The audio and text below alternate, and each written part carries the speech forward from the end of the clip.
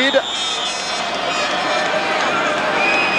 Et un en avant Montferrandais. Mêlée introduction Berbizier.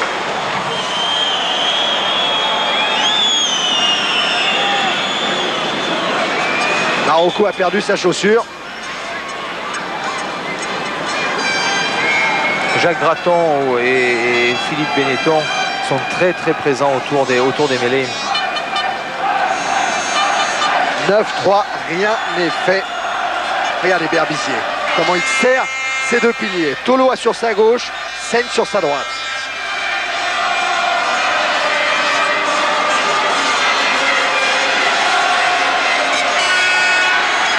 Et à nouveau bancal, à nouveau tourné.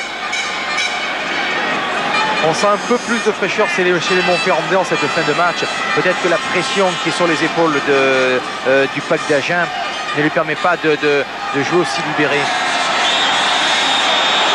Cette fois, la mêlée sera favorable à Pierre Berbizier et aux Agenais. Et l'arbitre donne une pénalité même à Agen. Ce qui paraît sévère parce que la poussée montferrandaise sur cette mêlée était tout à fait édifiante.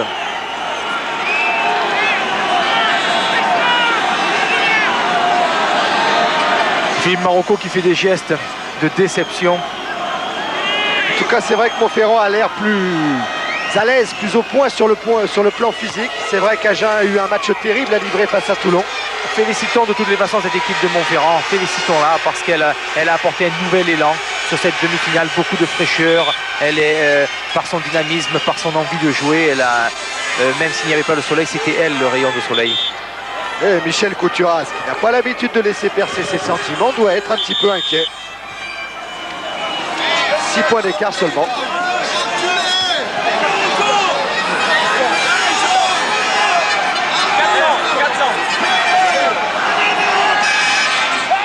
Marocco, prise de balle à Genèse, Berbizier.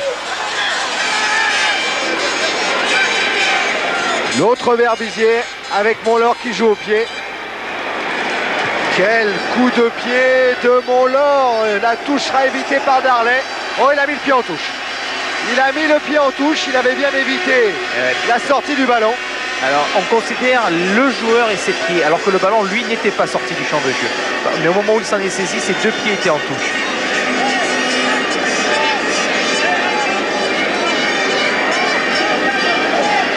Vous voyez que Agen joue peu, mais par contre est extrêmement efficace par son jeu au pied. Elle reporte le ballon dans le camp montferrandais et cette touche est dangereuse. Agen joue juste.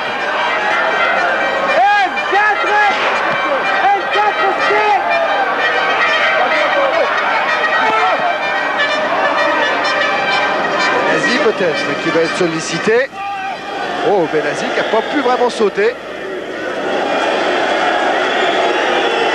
Avec une mêlée pour Montferrand, on a vu Benazi éjecté de la touche.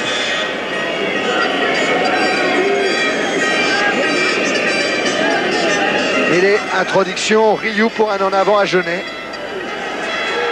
Oh là là, la progression est à Genèse. Même si le ballon est dans les pieds des Montferrandais. Que dit monsieur Darley a aplati dans son embut. C'est donc une mêlée à 5 mètres pour Agen.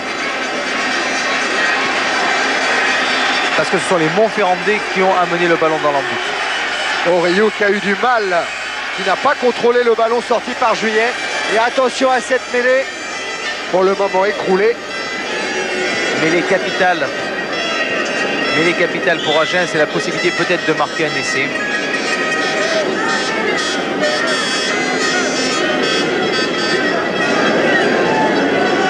Introduction Berbizier, qui part petit côté avec Montlore.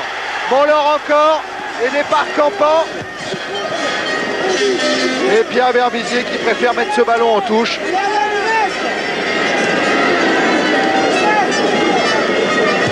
Touche raccourcie. Agen qui maintient intelligemment le ballon dans le petit périmètre pour éviter les risques de contre. Ballon récupéré par Malaré qui a été projeté en touche. Allez, Montferrandais se battront jusqu'au bout. Voilà, sans problème. entre Malard et Berbizier, sous l'œil de Mazer qui était là pour protéger son but de mêlée.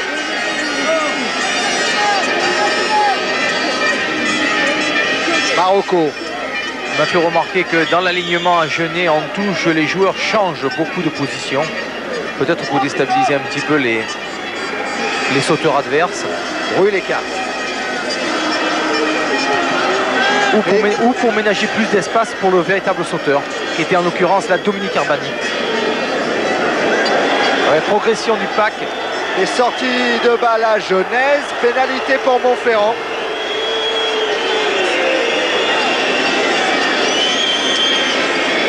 Ah oui, Bertrand Rioux qui a du mal à récupérer ce ballon. Il voulait le jouer rapidement. Alors à la main, au pied, à 2 minutes, un peu plus de 2 minutes de la fin de la rencontre. On joue à la main avec un petit coup de pied de Nicole. Nicole qui récupère. Gros moment qui se forme. L'arbitre arrête immédiatement le jeu parce que le ballon est au sol et tout le monde est tombé. Mêlée au camp qui attaque, c'est-à-dire à Agen, qui est dans la moitié de terrain de l'ASM. Il indique que Nicole, en récupérant le ballon, a été remis dans son camp. C'est pas tout à fait évident quand même. Mais ça fait bien l'affaire des Agenais. Ils vont pouvoir jouer avec Montlore à nouveau au pied.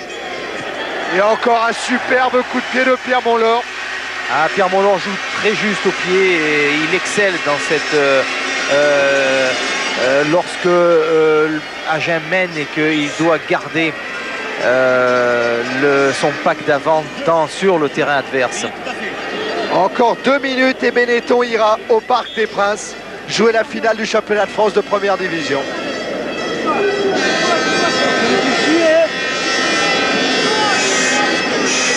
9-3 pour Agen, toujours sous la menace d'un essai transformé. Pénalité pour Montferrand. Là encore, on va la jouer rapidement. Avec un geste. L'arbitre indique qu'il y a eu un geste d'un avant à Genève. Et encore chandelle. Et encore une chandelle de Nicole, un petit peu systématique. Bien récupéré par Mazer qui provoque un regroupement. Berbizier au pied. Coup de pied directement en touche, mais l'important est de rester dans la moitié de terrain de Montferrand. Ah, les Agenais ne s'embarrassent pas. Dès qu'ils ont le ballon, ils essaient de le projeter dans le camp adverse. C'est vrai qu'avec la pluie, ils sont quand même à 2 minutes du Parc des Princes. Ils ne veulent pas prendre de risques, c'est tout à fait normal, il faut les comprendre.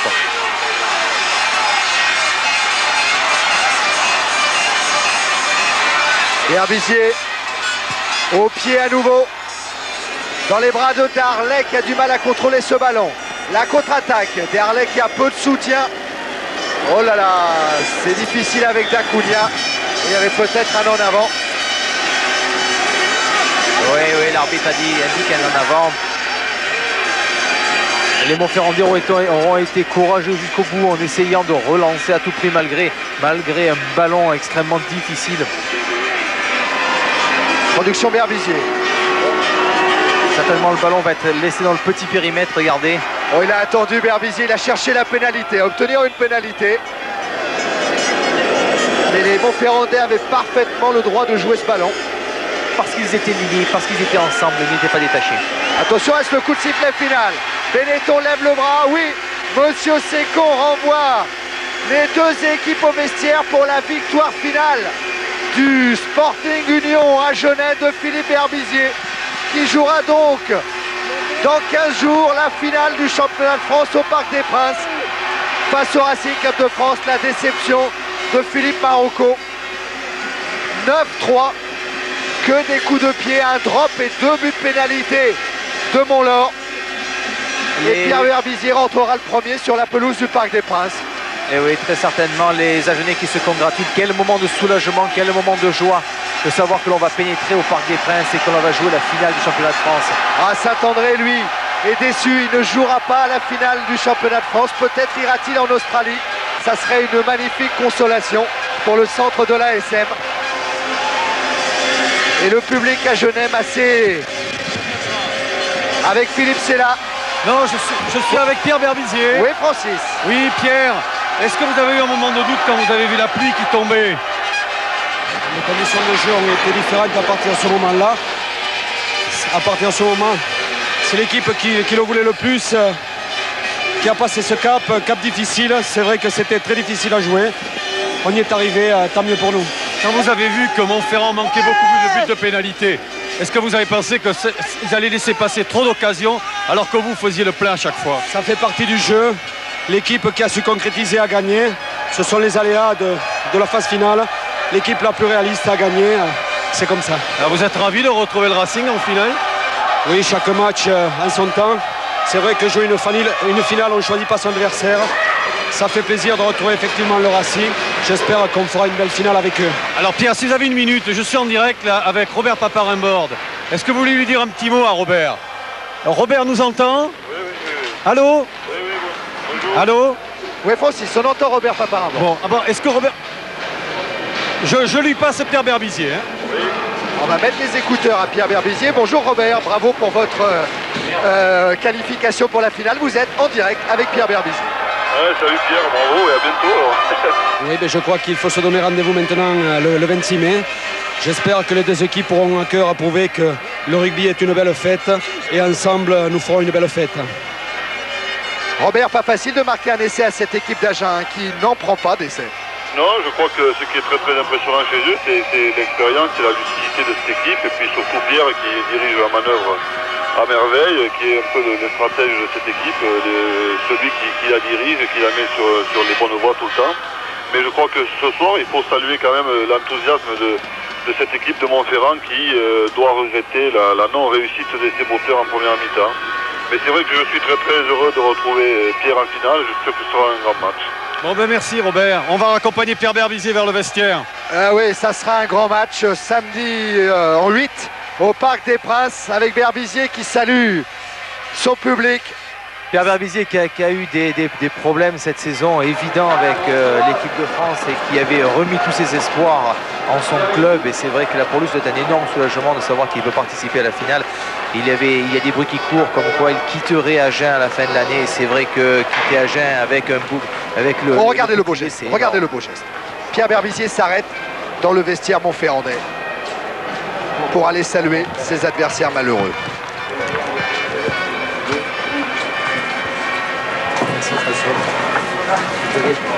Merci Florent. Geste de grand champion, il a été salué Xavier Verdi, grand champion, grand monsieur Verdi. C'est vrai.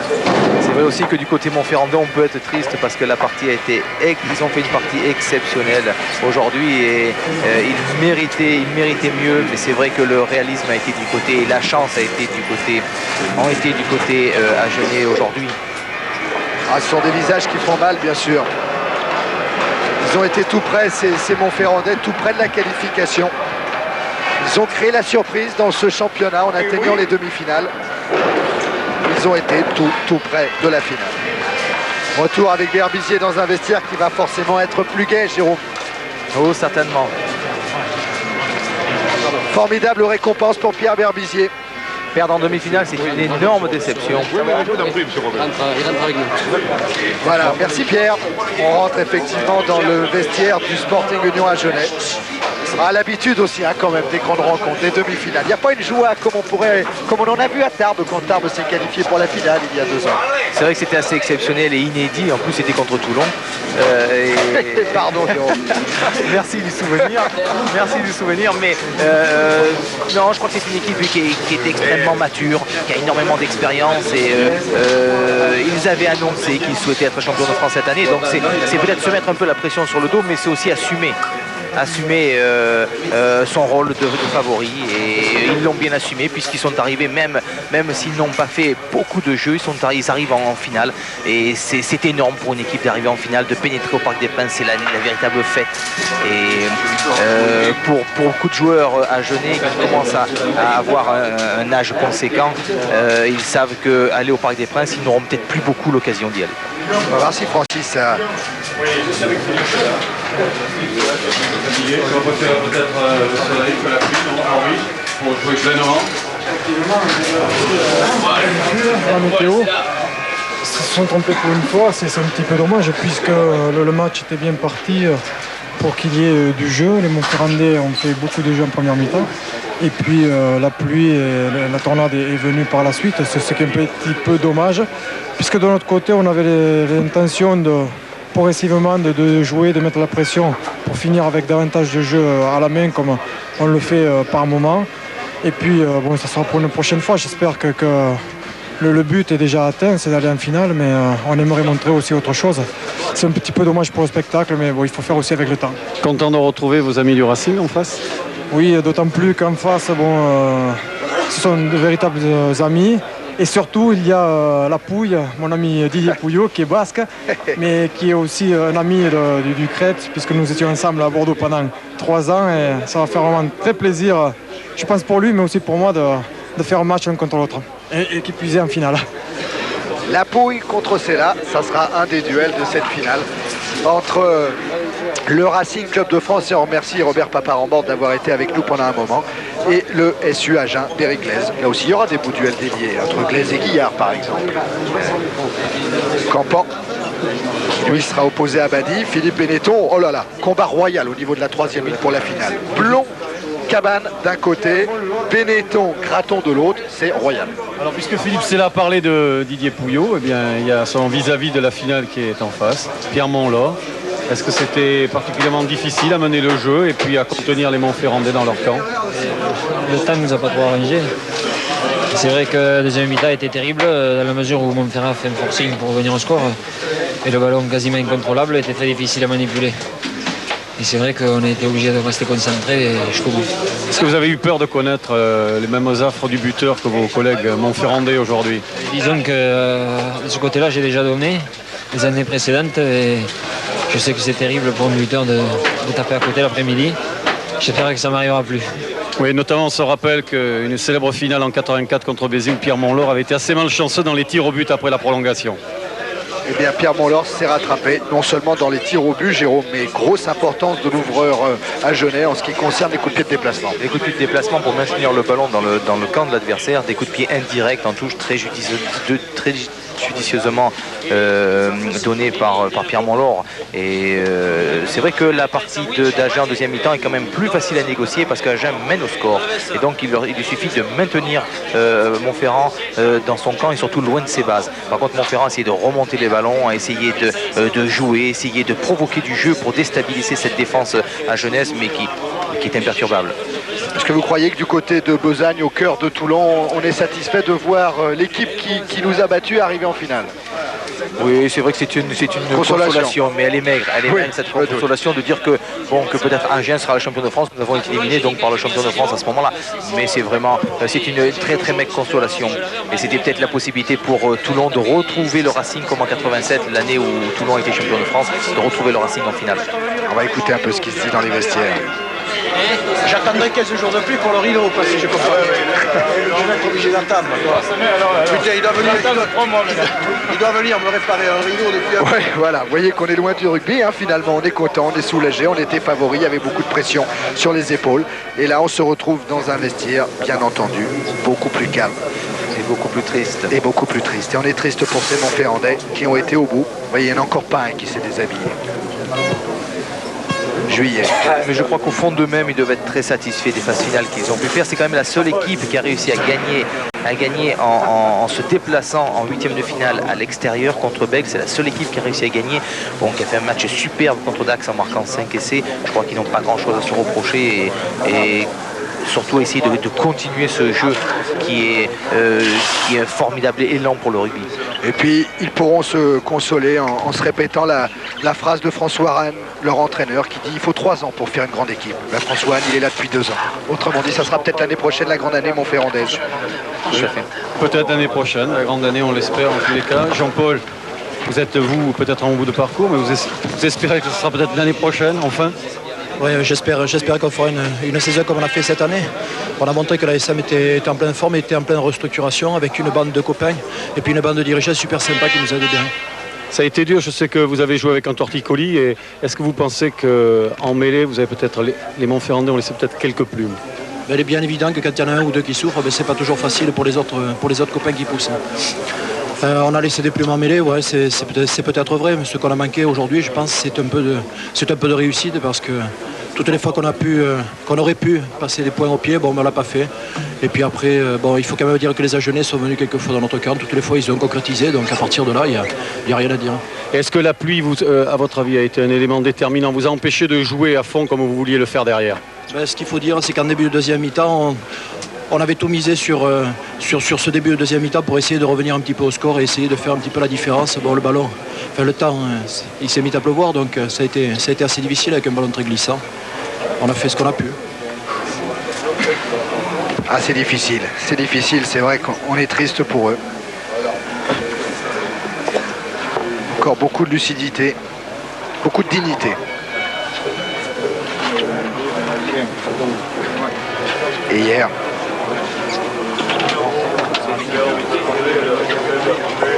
on lit l'énorme déception sur tous les visages. Là, ils doivent certainement tous penser au Parc des Princes et la possibilité de jouer une finale.